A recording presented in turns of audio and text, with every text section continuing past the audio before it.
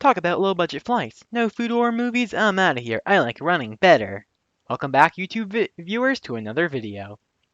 So before we get into this one, I'd just like to thank you so much for all the support I've been getting. My Kung Fu Panda and Nightcrawler video especially, those have performed way better than I could have expected. Thank you guys so much. And so, now that I'm slightly more popular, I'd just like to ask, I'm setting a goal. Can I reach 50 subscribers by June 11th, let's say? That's sometime during the summer, or the beginning of the summer. So yeah, by then, June 11th. I appreciate if you all like and subscribe. And okay, time to start today's video. So last Sunday we covered the first season of Avengers Earth's Mightiest Heroes.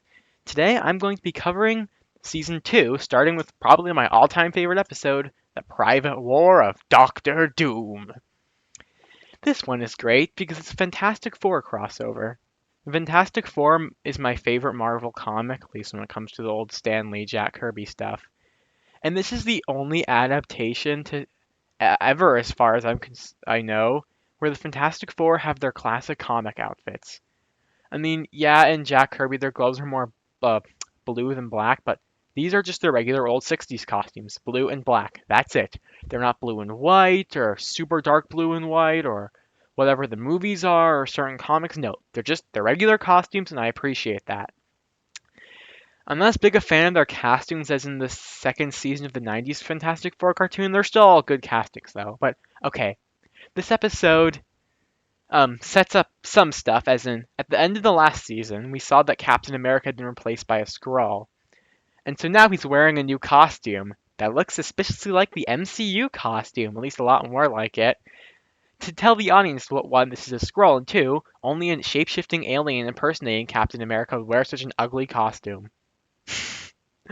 I don't think that was intentional, but I'd like to think it is. Also, Iron Man wears this one specific armor in this episode that he never wears ever again. It's nice, though. Reminds me of some of the old 60s art mixed in with some of this show's style. So, in this one, Johnny Storm and Ben Grimm show up to play cards with the Avengers, which I find really funny. That's just a thing they do. The teams already know each other and are friends, I guess. While this is happening, Tony, Wasp, and yeah, that's it. So Iron Man and the Wasp go to visit the other members of the FF.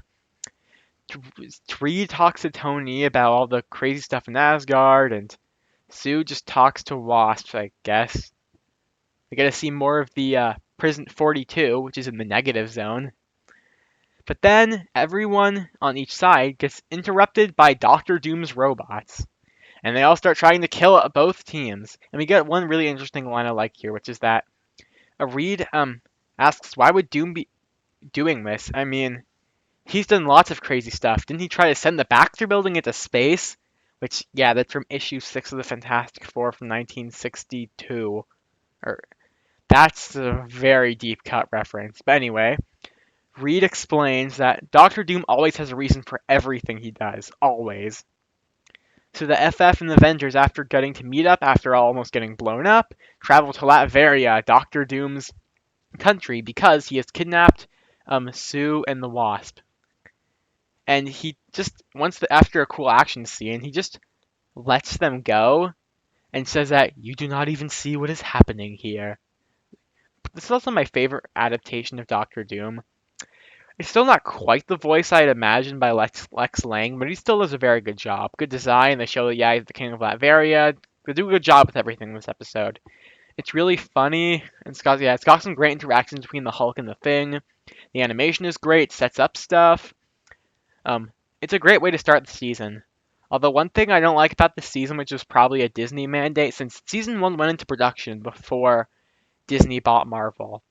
But I'm sure Disney made them change the theme song to just be introducing the four of the core Avengers, which is pretty lame.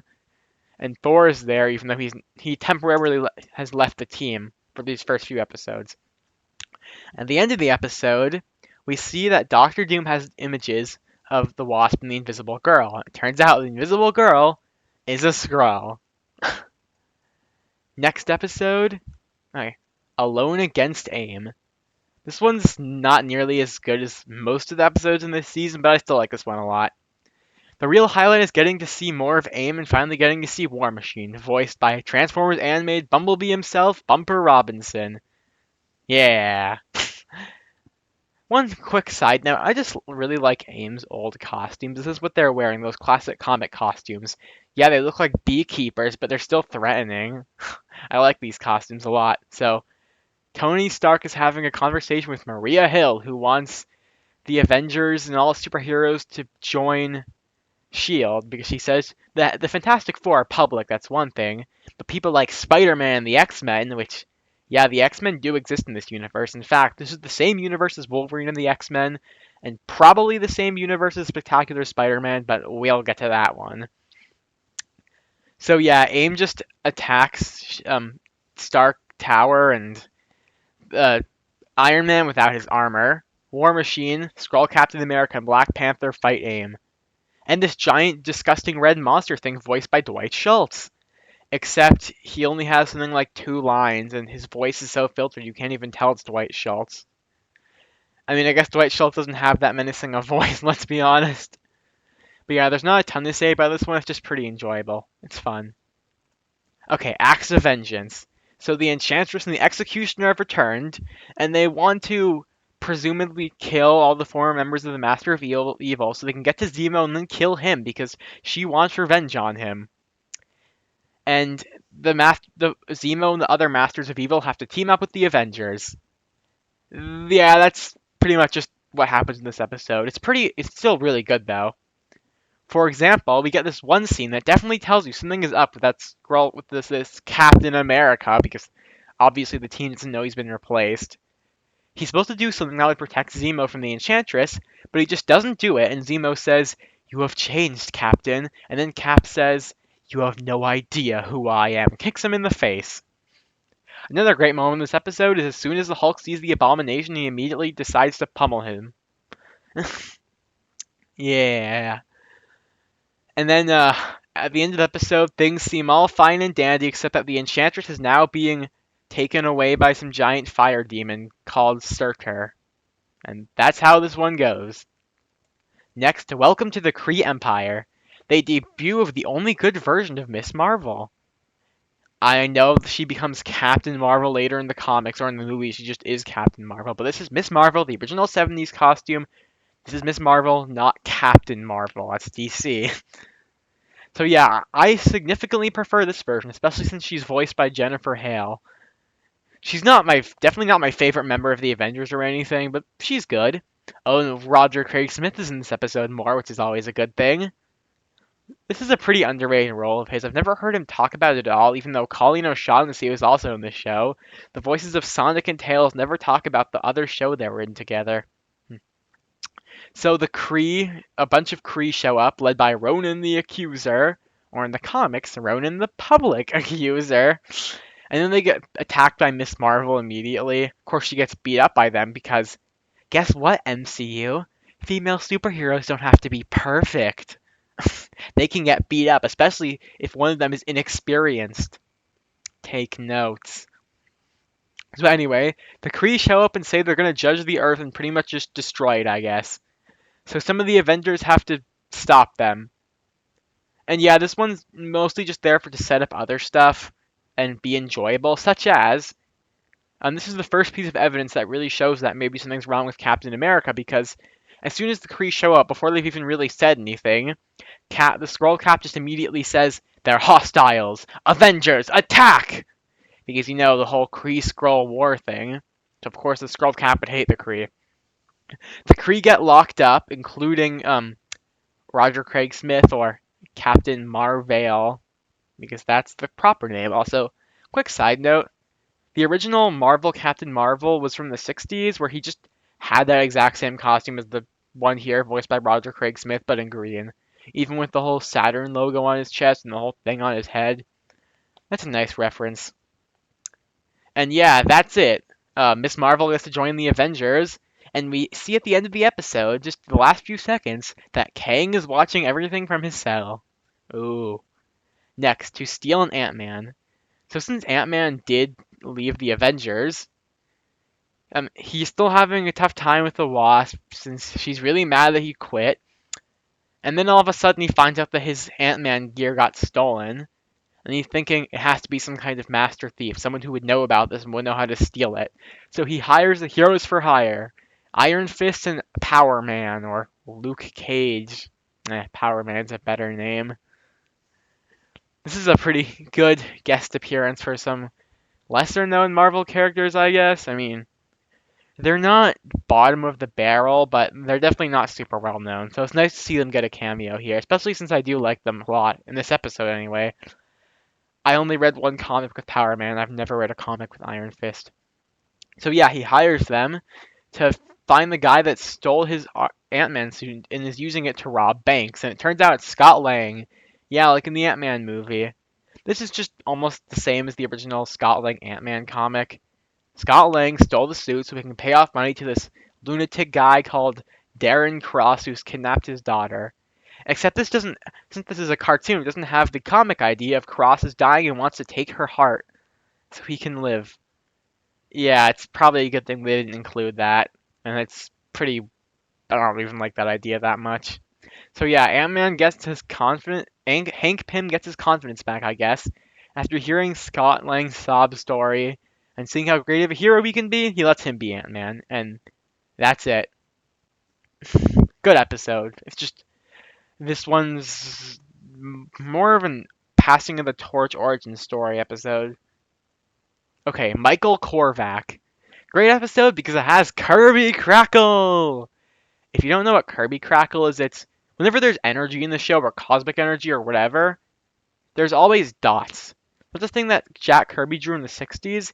He became so obsessed with Kirby Crackle, the ocean had Kirby Crackle, space had Kirby Crackle, the FF had a Fantastic Four and a painting of Kirby Crackle. Even Archie Sonic had Kirby Crackle. Okay, that's just a fun side note. It's a good reference to Marvel's history. So yeah, in this one, this guy called Michael Korvac crashes and says he's on Earth and says a year ago he was abducted by aliens, and he goes to the Avengers and they have no idea if he's telling the truth or not, but something seems off with him. Then the Guardians of the Galaxy show up, and way better than the movie versions, to try to take him because they say he's a dangerous, superpowered criminal. And it is, because it turns out he's a superpowered, cosmic, energized guy that was experimented on by the Kree. And now he's on Earth and fights the Avengers and Guardians of the Galaxy and does a bunch of crazy stuff and almost kills them, then gets sent into space. Yeah, this one's really weird. Cosmic Marvel goes to some interesting places. Yeah, I enjoyed this one a lot. Especially for the interactions between the Avengers and the Guardians. Stuff like Hawkeye saying, "There's a tree and a raccoon scowling at us, man. What should we do?" Oh, and Rocket Raccoon is Australian. That's pretty funny.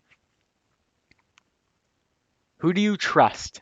So in this episode, Nick Fury just has Black Widow kidnap Tony Stark, bring him to his secret safe house, and show that Madam Viper, all the way back from season 1, he still has the scroll of her and reveals what the scrolls even are, and that the Avengers have been infiltrated. AIM, S.H.I.E.L.D., everything has been infiltrated. So Tony goes to the Avengers mansion and says he knows one of them is a Skrull, and all this crazy argument about it, about who's a Skrull and who's not, divides the team, except for Hawkeye and Hulk, who agree Hawkeye, Hulk, and Wasp, who agree they'll stay no matter what, and of course the Skrull Captain America, putting on that facade, acts like he's totally a good guy and that he'll be their leader. And so yeah, the Avengers don't even know who the Skrull is, but now they're being split up. Okay, the Ballad of Beta Ray Bill. This episode completely shocked me when I first saw it years ago. So Thor's in Asgard still trying to clean up the stuff Loki did. But you found out at the end of an earlier episode that Surtur has returned and he's taken some giant sword.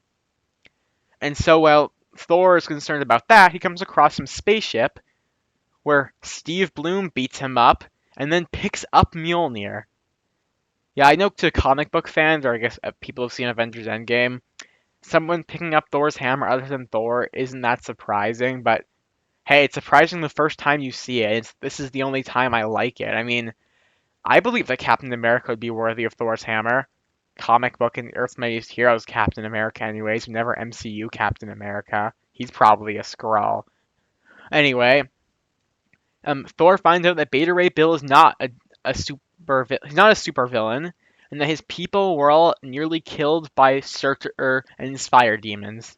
So Thor gets a new suit of armor and Stormbreaker, this cool axe, because in the cartoon, unlike the movies, Thor doesn't just lose Mjolnir and gets replaced with some lame axe. He still gets to keep Mjolnir and someone else gets the axe. That's always good to know. Don't get rid of Thor's hammer movies. So yeah, they team up to fight the fire demons, and it turns out that the Enchantress was turned into the Fire Demon Queen. And she's now Surtur's servant. And that's how this one goes. That's about it. Great episode, but not much more to say. Nightmare in Red. So, General Ross tells S.H.I.E.L.D. that he wants to use their gamma power to create controlled Hulk people. And then right after that, a guy gets turned into a giant red Hulk by the Winter Soldier. And turns out that he, Falcon, and the Winter Soldier are being manipulated and told what to do by some evil senator guy. That evil senator guy will be very relevant very soon. Well, I guess not very soon, but maybe very soon, but you get the idea. Okay, so the Red Hulk tries to frame the Hulk by attacking S.H.I.E.L.D., and for some reason, they still attack even though they can see that this Hulk is red and has black pants instead of being green with purple pants. And there's this amazing line. But that's not our Hulk. Our Hulk is green. Yeah, well, I heard it started out gray. I don't feel the need to explain that joke. So yeah, Hulk gets framed, and and even when the government, General Ross, finally shows up to capture him, and he's gonna fight back, the Skrull Captain America says, "Turn to Banner. Go with them. I'll explain everything, I promise." And he falls for it, and as soon as he's calmed down, he's Bruce Banner. But then he gets this thing put around his neck to control him, I guess, and he sees General Ross's evil smile, and he starts screaming, "No, no! Don't let them take me away!" I love how in this cartoon, General Ross isn't portrayed as just some mean guy doing his job. Harry just seems more like a straight up obsessed psychopath. And at the end of the episode, the Skrull Captain America contacts the other Skrulls saying that the Avengers are now powerless. Then, Prisoner of War. So we find the Skrull Captain America that's been locked up in the Skrull spaceship for months, and finds out the only reason the Skrulls are trying to take over Earth is because their planet was destroyed by Galactus. Ooh. And also, that even though the Skrulls have probably been torturing Cap for months and he's super beat up, nothing they do can possibly break this guy's fighting spirit. That's Captain America for you. And he's able to escape and rally a bunch of other prisoners of people who've been replaced. So, Madam Viper, we all know. The Invisible Girl, of course. But then the leader of AIM, some guy that worked for S.H.I.E.L.D., another guy that worked for S.H.I.E.L.D., some girl that worked for S.H.I.E.L.D., Mockingbird from earlier, and a member of the Serpent Society. And even when they're just able to escape on the ship, Viper is left behind, and Cap decides he'd rather save her because he's being Captain America, in Mockingbird's words. And he still gets to make it onto the ship on time, and they're all ready to fly back to Earth.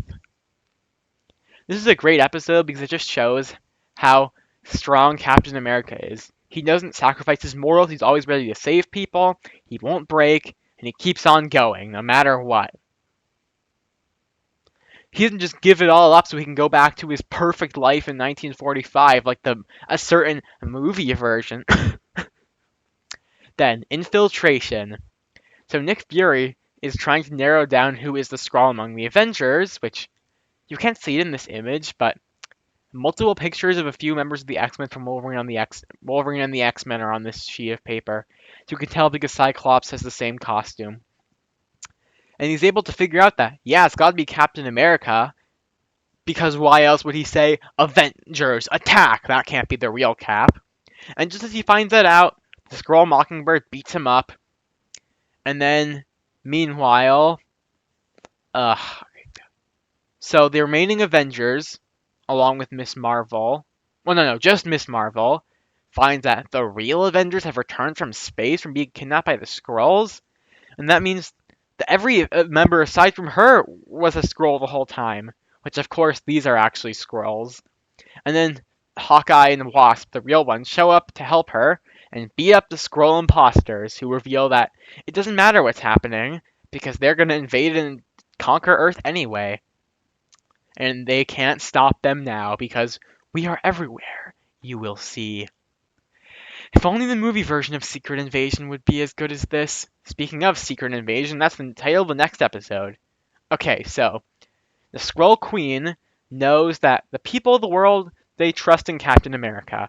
So he goes to the White House and speaks out to the entire world on how the Kree are a benevolent alien race who only want to save us, guys. And then the real Avengers show up to fight the Skrulls, but they have to fight a bunch of super Skrulls that are completely outmatched. And of course, the real Captain America is able to show up and fight his Skrull counterpart, which is cool. And Iron Man even shows up.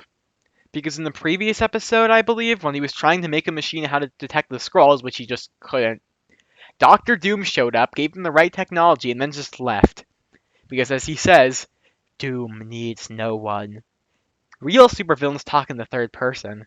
That's why the show has A-list writers. So Iron Man gets Thor back, who has a more movie-accurate costume, but at least it still looks cool. And they get to fight the giant army of Skrulls, and Cap gets to beat up his evil counterpart by telling him that there's more to us humans than our minds and our bodies. Our spirits! We never surrender. We never give up. Ever! And he gets to break the fake hologram shield that Tony made earlier in the season, proving that this is the one and true Captain America. And so all the Skrulls are locked up, and the day is saved.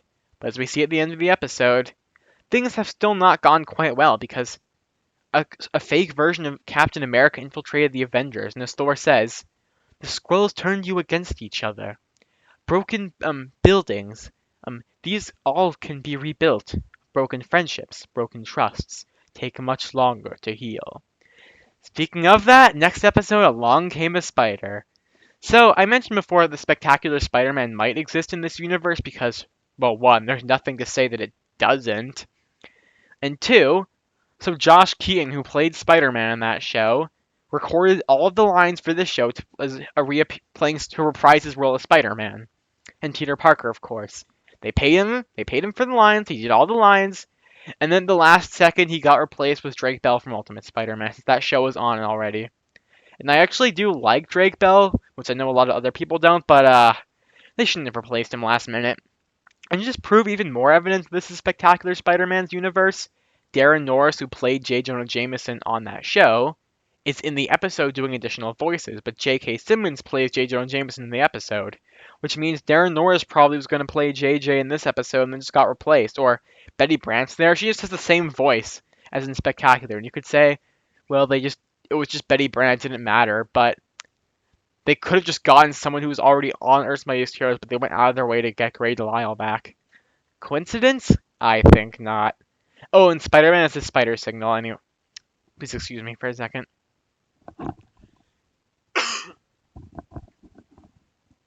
Okay, back to the video. So in this episode, all of the Earth, especially thanks to J. Jonah Jameson's newspapers, are telling people that Captain America is a fraud now, not to trust him, and everybody's super mad. But Cap just takes it.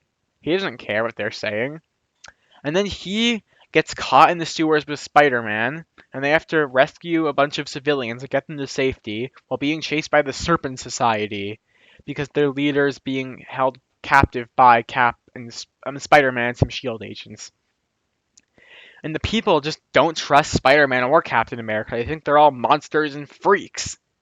And Spider-Man just asks Cap, how could you take this? But Cap says he knows how Spider-Man spent all this time, and he doing so many great things. He never even asked for thanks, and the truth will come out. But until then, I'm going to keep fighting, just like you do. Can I be your sidekick? Love Spider-Man in this episode.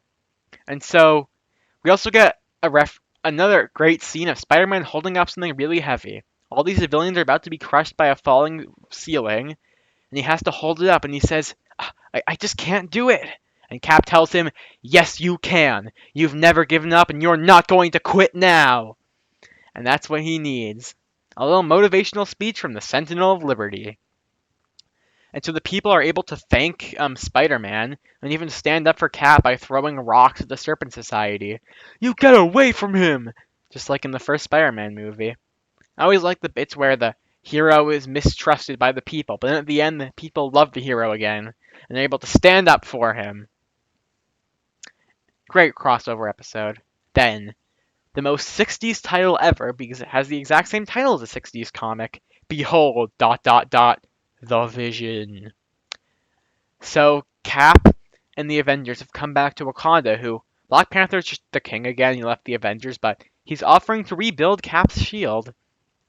But then, of course, the Vision just shows up, and because he wants to steal the vibranium of Cap's shield, and the Avengers get to fight him, and we get to really see how cool his powers are, being able to phase through things and stuff like that. And I really like his costume here. I suppose the movie Vision at least has a good design, not character, that's for sure, but I prefer this comic design. It's a lot cleaner and simpler. And the best moment in the episode, obviously, is as Vision is putting his arm through this vibranium shield to get Cap's shield, and it's tearing him apart. But then Cap dives into it, grabs the shield, and tosses it at Vision and beats him up. And the Avengers all get to have a cool action scene and fight him, and of course win. And he runs away to his master, who is Ultron, who has somehow survived, and says that with the new adamantium body you have stolen, I shall be unstoppable. Because yeah, for you movie-only fans, which why are you even watching this video then? The Vision was created as a minion of Ultron. As he says, I am my master's vision of the future. Androids, essentially. Then, Powerless, an episode that didn't actually air on TV for some reason, but it released on the DVD. It's on Disney Plus. Every single place you try to watch this show will have this episode. It just didn't air on TV for some reason. So, well, Iron Man, Thor, Cap, and Hawkeye are fighting the Wrecker crew guys. We see that the Enchantress has gone to Loki, who is still being tortured by some giant snake thing, and lets him control the Destroyer, like in the first Thor movie. And the Avengers, except for Hawkeye, become powerless. Cap goes back to being a wimpy guy. Thor has a limp and just that thing for a hammer. And Iron Man goes back to his Mark I armor, which he built in Vietnam. Yeah, I know in this continuity it's probably Afghanistan, but whatever. It's Vietnam, guys. It's what happened in the comics. Okay, anyway. So the powerless Avengers have to make it through, trying to survive the Wrecker's crew, as well. Who Hawkeye gets to shine in this episode because he already didn't have powers, so he loves this. Oh, and they have to get chased away by the Destroyer, who Thor explains the origin of it, and how it's basically invincible and is probably going to kill them all. And while Thor feels completely helpless and beaten, he sees that no matter what, Iron Man and Captain America keep on going against all odds. And earlier in the episode, the Enchantress said that the only way for the Avengers to gain their powers again is for Thor to learn humility. And unlike the movies where Thor is a super bland character, so you didn't really care that he learned humility, here Thor is a lovable character. So you actually feel it when he understands what humility is, as he says, these men, they would make the ultimate sacrifice to stop you. Their power lies not in their strengths, but in their hearts. And that's able to unlock his powers again. The Avengers are able to beat up the Destroyer. And that means that the Enchantress and Loki's plan failed. But then the Enchantress talks to Surtur, who says that it doesn't matter anyway, because as Surtur says, Ragnarok is coming. Ooh. Great episode, one of my favorites of this season. Then, Assault on 42. The Kirby Crackle on that tube, in case you couldn't notice. So the Avengers go into Prison 42 in the Negative Zone, where Annihilus from the Fantastic Four, who is from the Negative Zone, except he doesn't speak for some reason, is commanding this army of gigantic, disgusting, powerful bugs that are tearing through the place, and until the next shift comes in the next morning, the Avengers and all the S.H.I.E.L.D. agents here are locked in the Negative Zone with the supervillains and can't get out. So they have to team up with every single supervillain in the prison to fight these giant bug monsters. And all the same time, before we even see Annihilus, he's built up to in this creepy way through the leader has his thoughts in his head and he starts going crazy saying, its name is Annihilus. Yeah. But also, not every supervillain is let out. Kang just isn't even here, which, yeah, why would the Avengers even let out Kang? But he's not even shown or mentioned. But Zemo asks Captain America, "Are you not going to let me out, Captain?" And even though they have literally let out the Executioner, a guy with giant guns, the Absorbing Man, the Abomination, Cap just stares at him and says, "And let me myself end up with one of your daggers in my back," and just tells Miss Marvel, "Too dangerous." That's how you make a villain threatening. A villain doesn't need to have superpowers to be threatening. If Captain America's more scared of Zemo than the Abomination, that shows how big a threat he is. And so yeah, the Avengers get to beat up all these giant monsters and bugs, and the prisoners get back in their cells, and the day is saved. Pretty standard superheroes team up with supervillains, but it's great. I've used that word a lot in this video. Notice that? Great. Then, Ultron Unlimited. Ultron has this super cool design now. He's replaced all the Avengers with androids. Well, replacing them after beating them up and then kidnapping them, because he wants to create the perfect future. He also kidnaps the Wasp and is not going to kill her, because instead he'd rather lock her consciousness inside a metal robot body so we can have a robot girlfriend. Comic books, am I right? What really shines about this one is it shows how stupid Ultron is. In the movies, he just acts human for some reason and makes quips just because Joss Whedon wrote it, because that's all he knows how to write. In this show, Ultron is a psychotic, emotionless killing machine, except here, we see that he's kind of flawed. The Vision is able to notice this. As Wasp says, if humans are so terrible, then why are you acting just like them? You're making yourself a girlfriend? You don't even see it, do you? And Vision is able to understand this as in, yeah, why is Ultron doing this if emotions are supposed to be so terrible? And Cap is able to put up a really good fight against Ultron. He is the last man standing, as he says, um, it's the very thing that makes us human, is our emotions, our will to fight. And as the whole place is burning down, as all the Avengers are saved, but they're all probably gonna die anyway, Vision turns against Ultron and gets caught in the explosion. The Avengers are able to rescue him, but he's super beat up and probably on the brink of death. Cap asks, "You saved us all, Vision. Why?" And Vision just says, "Ultron created me to be perfect. He thought that meant to be less human, to be cold and unfeeling.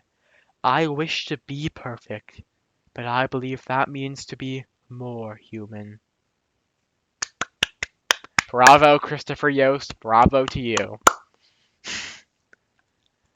Yellow Jacket. Oh boy. In the movies, Yellow Jacket is just an evil Ant-Man, that's it. In the comics, Yellow Jacket is a new superhero personality of Hank Pym after he goes insane. Just like in this episode. Oh boy. So even though Hank seemed to be doing better at the end of the last episode where he showed up, now he seemingly has gone insane and accidentally causes himself to blow up in his lab, and the Avengers all have a funeral for him. And they're all really sad. But Nick Fury tells Wasp that it looks like he was actually murdered. So she sets out to find it, and it turns out it's probably this guy named Yellow Jacket. Except she thinks it's Hank Pym. I mean, he can shrink and stuff. It's named after a bug. Except this time he's going around with laser guns that presumably disintegrate people, which Hank Pym wouldn't do since he's supposed to be a pacifist. She insists that Yellow Jacket is still somehow Hank Pym. Of course, nobody believes her, and we get the best reference in the entire show, as Jarvis says, "He has been spotted by Yancey Street."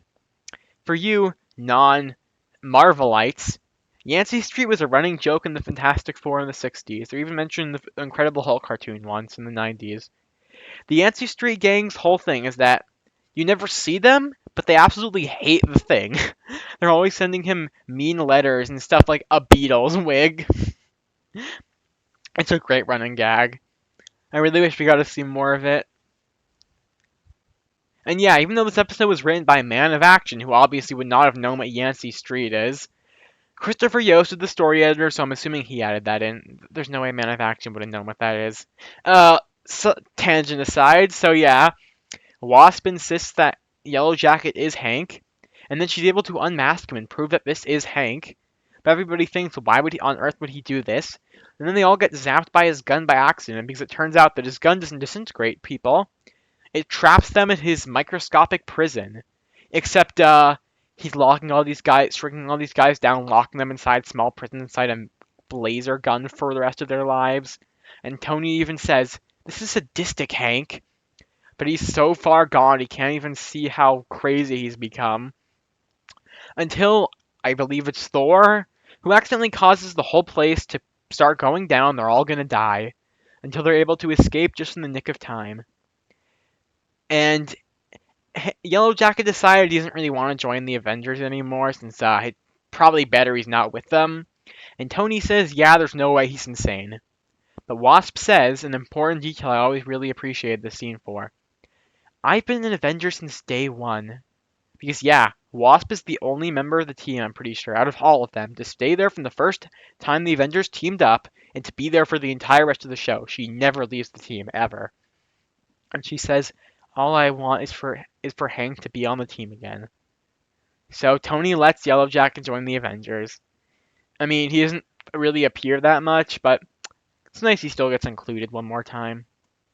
Then Emperor Stark, a Daredevil villain from the 60s called Zebediah Killgrave, the Purple Man, the unbelievable Purple Man, as Stan Lee would say, has taken over the world. Sort of. So Vision was in repair mode for a month. And when he woke up, the entire world was being ruled by Iron Man. Everyone had purple eyes. And Cap even tells Iron Man, you've done it, Tony. You've created the perfect world. So we find out that this guy named Killgrave, the Purple Man, has the power to not mind control people, important distinction, but control their will, spread his will to them. So he gets Tony Stark to effectively take over the world by creating this giant satellite that will broadcast the Purple Man's power all over the world, and he'll rule everything. Vision is all that's left, and he has to get the Avengers to snap out of it and help him fight against the Purple Man. The real interesting thing about this episode is that, again, Purple Man isn't controlling the Avengers, he's exerting his will over them. Because everything that Tony Stark builds here, he wasn't told to build it by Killgrave. He already thought of it, he just never actually built it. But of course he gets beat up at the end in a really cool scene that was probably ripped from Justice League, where Tony tells him, I can do a lot by wiggling my finger, and flicks his finger in Killgrave's face and he falls across the room. And the Vision is part of the Avengers now, the team is all together, boom. Then, probably my favorite two-part episode in the whole show, Code Red. So that evil senator guy named Del Rusk has all these guys, including Doc Samson from earlier, who was mind controlled, I guess. Okay, never mind that.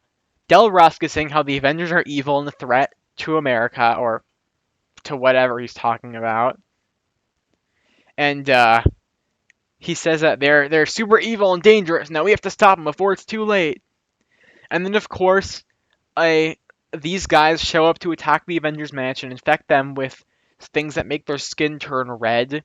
And it starts spreading out from the mansion to everyone in New York City. And Del Rusk says, see, the Avengers are evil. They made a virus. But if you know anything about Marvel, you know that this red face stuff looks suspiciously familiar, especially after Cap even says, oh no, not him. And while the Avengers are just barely able to beat up these super villains, the Winter Soldier is able to kidnap Captain America and bring him before Del Rusk. As he starts speaking this suspiciously menacing Steve Blum voice, and telling Captain America how he would have waited ages for this. Which then Cap, of course, surprised grabs him, rips off his face, because it turns out it's been the Red Skull in disguise the whole time. Why didn't the movies do this twist? They had it all set up and they just didn't do it.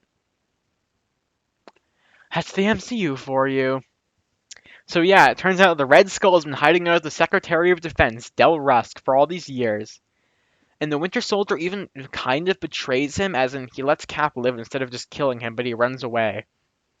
And Cap is able to beat up the Red Skull, knock him out onto the front lawn of Washington, D.C., and everybody sees him. The Red Skull gets arrested. And Hawkeye says, "Can someone explain to me how a psychotic Hydra war criminal got appointed Secretary of Defense? I'll never understand politics." Will anyone? Okay, so that's the episode. Great one. But of course, that's only the first part of this two-parter. Next episode, Winter Soldier. Much better than the Winter Soldier movie and better than the comic story. The only version of this story that is good. So, Cap is sure he knows who the Winter Soldier. He knew the Winter Soldier once. He just doesn't know who it is exactly. But he's thinking that is the Winter Soldier Bucky? No, he's only going after this because the Red Skull told him in prison that he has backup plans, and then he just somehow appears to have escaped through an explosion and a message on the wall that says, "The sleepers shall awake." You mean the sleepers, as in that Tales of Suspense story from 1967? Once again, bravo to you, Christopher Yost. Anyway, Cap teams up with Nick Fury because he told him way back in the beginning of Season 1 that if you ever need anything, just call me. So yeah, they find out that the Winter Soldier is Bucky, and he's been kept in suspended animation between missions, being used by the Red Skull, brainwashed by him, and he saves Bucky right after he lost an arm in that rocket crash and almost died.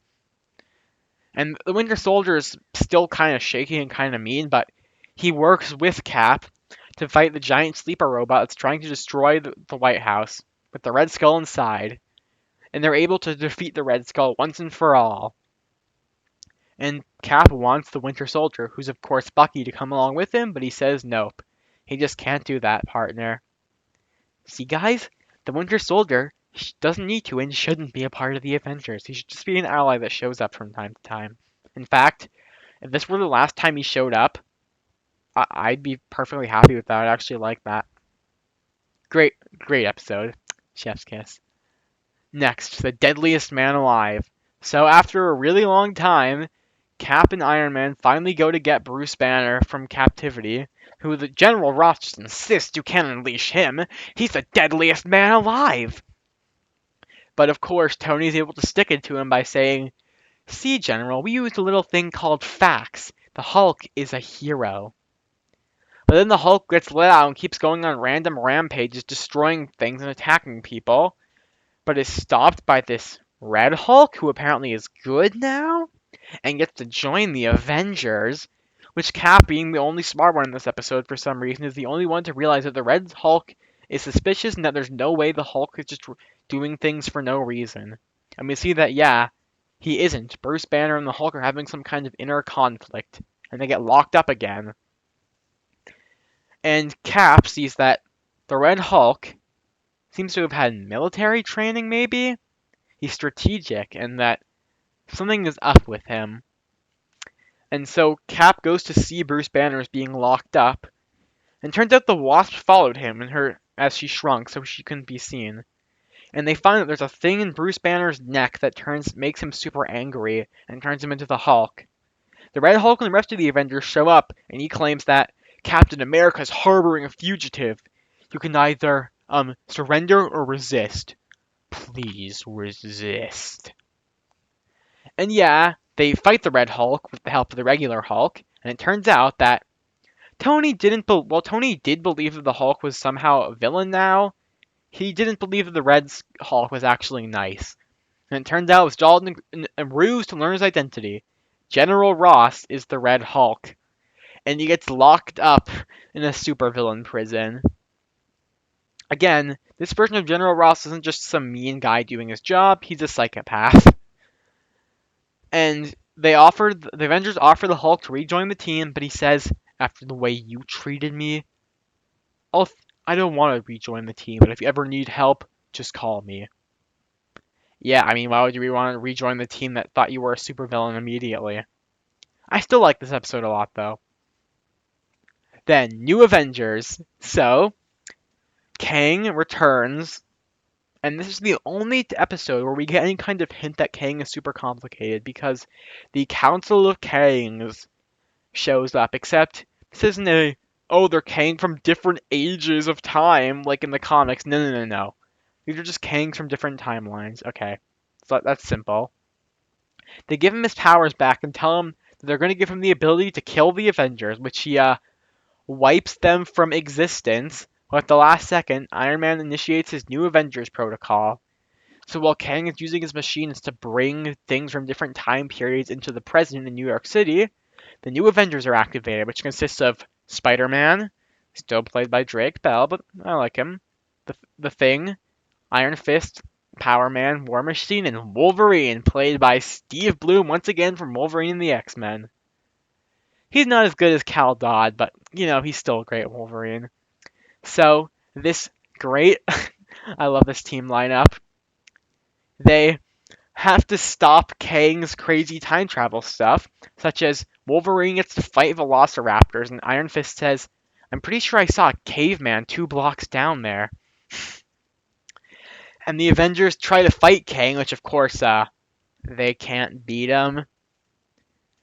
But they try their best from stuff like Kang blasts a giant laser that would probably kill anyone, yet Luke Cage is still able to stand up to it and almost grabs Kang, is able to withstand the blast for a while. But the best part? The Thing picks up Wolverine and throws him and does a fastball special, Wolverine and Colossus style. The new Avengers still aren't quite able to beat Kang, but they're able to reverse thing. Spider-Man is able to reverse Kang's time machine to bring back the original Avengers, and they beat up Kang and arrest him once again.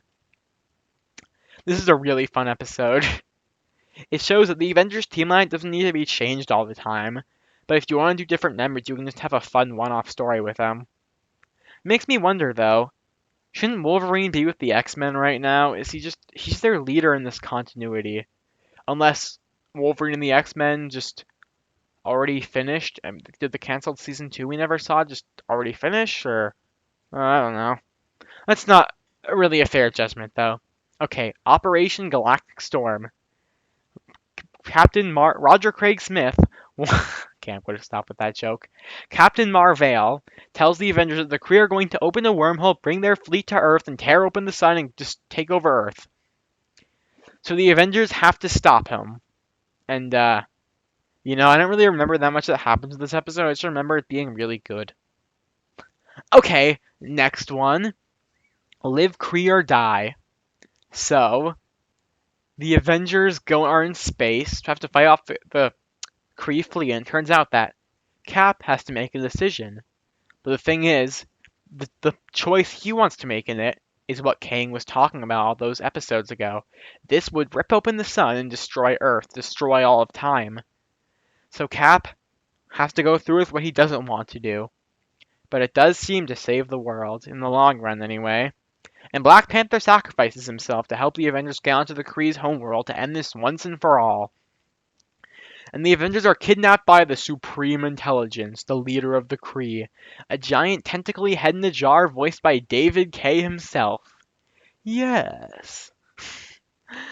And Captain Marvel tells the Supreme Intelligence that he shouldn't kill the Avengers because they're all super special and have these cool powers and stuff. And he says that, yeah, you're right. Let's just experiment on them instead and probably kill them. So Marvel betrays the Kree and ends up killing the Supreme Intelligence. But now he can lead the Kree into a new golden age of prosperity. He tells them that we don't need to be a warrior race forever. We don't need to be stepping on everything. We don't need to be a giant, powerful empire to live well. And the Avengers, turns out Black Panther didn't die, because of course he didn't die. And the Avengers get to go home and the day is saved. But there's one more episode. Avengers Assemble.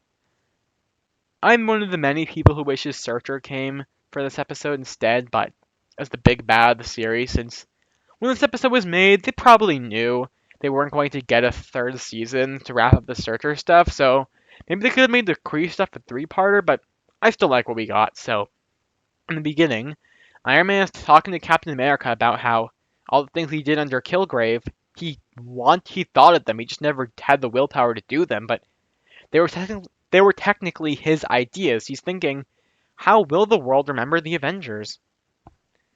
And then, of course, one of Galactus' heralds shows up and says that Galactus is going to consume all of the world. And Iron Man asks, "What's a Galactus?"